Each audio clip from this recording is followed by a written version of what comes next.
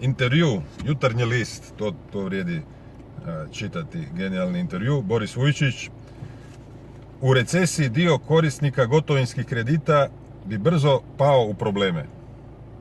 Novo upozorenje guvernera HNB-a. Znači, stvarno genijalno. Sad to izgleda ovako, velika slova, Boris Vujčić u nekom lijepom odijelu s kravatom, eto, fino, ruke u džepove, onako frajerski, pravi frajer.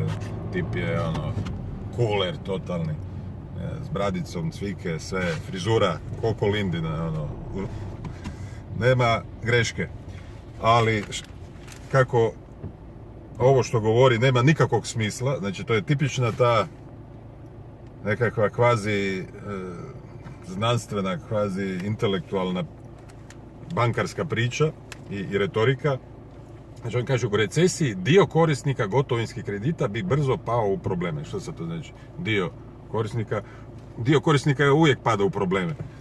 I kad nije recesija možemo reći da dio korisnika brzo padne u probleme, ostanu bez posla i eto im problema. Ja više ne mogu plaćati. Mislim, znači on prima plaću od tamo, parazitira kao guverner, ne samo da parazitira, nego čini štetu, čini direktni zločin protiv naroda sa tim kamatarenjem i služenjem svemu skupa. I onda ovdje kroz ovu tiskovinu i ovaj medijski ogranak tih bankarsko-korporativnih struktura, taj Jutarnji list koji je samo njihova ekspozitura i glasnogovornik, onda napravi ovako veliki članak sa naslovnicom naprijed velikim slovima, ušminkana slika da izgleda moćno, pametno, inteligentno, da ljudi, da masa bude impresionirana tim znanjem. A znanje je potpuno neznanje, znanje je potpuno foliranstvo. Ništa. Pričanje gluposti. Što on ima tu pričati o nekakvim praznim prognozama? Dio korisnika gotovinskih kredita će možda brzo pasti u probleme. Mislim, stvarno jako pametno. Za to treba biti plaćen 50.000 kuna i plus sve ostale beneficije što on dobiva samo na ime plaće i ko znači ovih svih ostalih dodataka. Uglavnom, da išta taj Boris Vujčić vrijedi, čuvao bi suverenitet, ne bi dozvoljavao kamatarenje, zlatne rezerve, znači on je bio mali šegrt od Rohatinskog i još prije kad su oni prijašnji guverneri dozvolili prodaju hrvatskih zlatnih rezervi, ono što smo dobili u raspadom Jugoslavije, onaj hrvatski udio zlatnih rezervi. Hrvatska nema ništa, nula. Za razliku čak od Srbije, Srbija formalno ima, barem na papiru, mogla bi formalno potraživati da im se isporučuje Beograd, iako i ovo što imaju na papiru, to je isto skoro kao da i nemaju. Ali uglavnom, znači, taj Boris Vujčić je iz tog miljeja, pomagao je, znači, pljačku ovog naroda, pomaže dalje tlačenje i porobljavanje kroz kamatu i ovdje priča gluposti. Ne samo to, znači, to je samo naslovnica, ostatak intervjua, evo ga. Evo, našao sam glavni intervju na 2 stranice, opet ista slika, frajerska, ruka u džepovima, kravata, košulja, plavo odijelo, sve da izgleda pouzdano, da mi vjerujemo njemu kako je on vjerodostojan i ispravan. Znači, sad je naslov: poduzeća se danas financiraju po najpovoljnijim uvjetima ikada. Koje priče. Naravno da to nije istina, naravno da je to potpuno izmišljotine, da bi ga trebalo za uši izvući i reći mu: Borise, zašto lažeš ovako? Sram te bilo. Kaže, monetarna politika u ovom trenutku uvelike je iscrpljena u smislu mogućnosti pružanja dodatnih poticaja gospodarstvu. Evo, ovo je odličan primjer njegovog obmanjivanja i laganja i nikakve stručnosti on nema. I mislim, jedna stručnost koju ima je stručnost služenja stranim okupatorima, stranim interesima, tim talmudsko-cionističkim bankarskim monopolistima. Evo, to je Boris Vujčić, on je njihov čovjek tu. Znači, kad kaže monetarna politika je uvelike iscrpljena, nije uopće iscrpljena monetarna politika u smislu da se može pružiti dodatnih poticaja gospodarstvu. Upravo naprotiv, cijelo more, cijela gomila potencijalnih mogućnosti stoji upravo u monetarnoj politici, ali Boris Vujčić bi to trebao znati i morao bi znati i on, svi ostali ti kvazi ekonomisti. Znači, kako se potiče gospodarstvo? Beskamatnim monetarnim modelom. Znači, vidiš, Borise, da postoji još jedna mogućnost koju ti skrivaš i koju ne stavljaš u svoju kalkulaciju. Znači, pređi iz ovog kamatnog monetarnog modela u beskamatni i onda ćeš vidjeti kako ima itekako puno mogućnosti za poticanje i razvoj gospodarstva. Počevši, naravno, od poljoprivreda i seljaka, da se njemu omogući život i proizvodnja.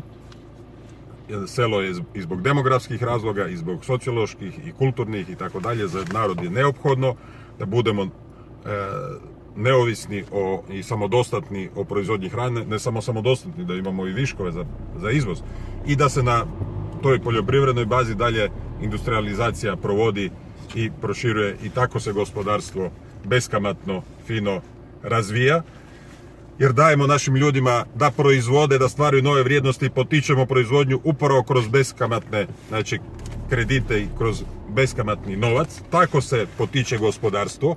A ovako kako Boris Vujčić i ova njegova ta Hrvatska narodna banka, ta izdajnička zgrada i utvrda koju bi trebalo na juriš osvojiti, da išta u ovom narodu vrijedi, pogotovo ovi branitelji koji mi se gade, evo moram ih opet spomenuti jer su odvratni, te braniteljske izdajničke udruge, da išta imaju pameti, ne bi služile ovog Borisa Vujčića i te lihvare i njihovu politiku, nego bi već odavno izbacili tog Borisa Vujčića i prije Rohatinskog i sve ostale i Hrvatska bi bila uistinu suverena i slobodna i mogli bi živjeti od svoga rada, ljudi bi mogli prosperirati, imamo svega, Bog nam je dao sve što treba, zemlju, more, vodu, lokaciju, klimatske uslove, sve imamo i živimo u ovakvoj bijedi zahvaljujući ovakvima kao što je ovaj Boris Vujčić i njegovim lažima i njegovim obmanama i skrivanju jednog ispravnog odgovora u smislu ekonomske politike. To je beskamatni monetarni model. Ništa, sve ostale priče o nekakvom razvoju gospodarstva u ovom modelu, to su besmislice, to su laži i obmane, to je šuplja priča, to je put u propast, put u porobljavanje, put u toga, to da, evo što možemo svjedočiti, da ljudi ostaju bez imovine, da ljudi moraju onda iseljavati, tražiti neku sreću negdje drugdje, a neće nigdje drugdje naći jer je cijeli svijet porobljen u tom kamatnom modelu i onda moramo se tu gdje jesmo svoji na svome biti i svoj novac imati, svoju valutu, kunu, beskamatnu, ako Bog da. Tako bi trebalo biti ispravno, a ne ovo što ovaj Boris Vujčić i Plenković i Kolinda i sva ta bulumenta veleizdajnika kojima bi trebalo suditi i presuditi im po njihovim zaslugama, znači tih veleizdajničkim, zna se što im slijedi. Kažem, Boris Vujčić je tu među prvima glavnima i odgovornima, znači za porobljavanje i izdaju ovog naroda, služenje stranim interesima. Pa evo samo ta Hrvatska narodna banka, pa tamo imaju čovjeka direktno iz Londona koji uopće i hrvatski ne govori, ima svoj ured, znači totalni nadzor, mi smo tu potpuna kolonija i imamo onda ovakve manekene tipa Boris Vujčić i slični koji su se prodali za dobru plaću i ostale beneficije i ko zna kakve druge nastranosti koje mu ove službe, ove strukture pokrivaju i skrivaju, da bi onda oni mogli vjerno služiti neprijatelju i okupatoru. I zato s takvima nema tu rasprave, nema tu demokratskog nekakvog puta. Oni drže sve te institucije, drže sudstvo, drže medije, drže sve skupa, policiju koja ih vjerno služi. I zato se treba izvan sustava maknuti, izvan tog kalupa. Jedno tako se može ovakve likove poput ovog Borisa Vujčića ukloniti i postaviti stvari na ispravan način kako Bog zapovijeda, bez kamate, bez te spekulativne, znači te burze su isto zabranjene, te spekulacije na toj razini su nedozvoljene jer opet pogoduju monopolistima financijskog tržišta i uništavaju proizvodnju i suverenost države i naroda u konačnici. I evo, to je bila priča o Borisu Vujčiću i njegovom intervjuu u Jutarnjem listu. To je bilo to. Hvala na pažnji.